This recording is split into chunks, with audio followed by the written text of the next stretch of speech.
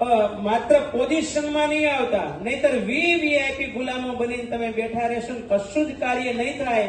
અને જેમ વિછિયાની ઘટનાઓ ઘટી એવી અવારનવાર ઘટનાઓ ઘટશે, છતાં પણ કોઈ એનું પરિણામ નહીં આવે. એટલે જાઓ તો તમે પાવરમાં આવીને પાછા આવો ને એનું પરિણામ લાવો, તો અમે સંતો રાજી. અને આજે પ્રભુતામાં પગલા પાડનાર નવલ દંપતીઓને એટલું જ કહું કે દુનિયામાં ઘણા પ્રકારના સંબંધો છે. હમણાં બાપુ સરસ રીતે વાત કરતા હતા. એક મની રિલેશન છે, બીજો પ્રોપર્ટી રિલેશન છે, ત્રીજો જેને આપણે કહીએ બોડી રિલેશન, એ બ્લડ રિલેશન કહીએ છીએ, અને ચોથો છે માઇન્ડ રિલેશન. આ ચાર રિલેશન જે કીધા ને, યાદ રાખજો, એક કાળમાં ગમે ત્યારે એ ખંડિત થાય છે.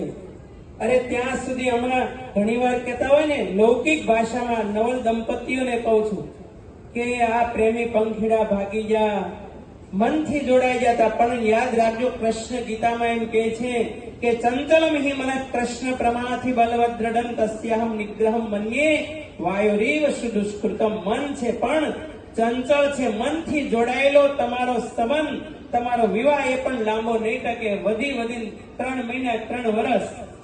અને એના કરતા પણ એક રિલેશન છે, એક સંબંધ એવો છે જે 1 જન્મ નહીં, 7 જન્મ નહીં, પરંતુ જન્મો જન્મ સુધી જે સંબંધ ટકી રહે છે, જેને અમારે શાસ્ત્રો અને સંતો એમ કહે છે આત્મીય વિવાહ છે.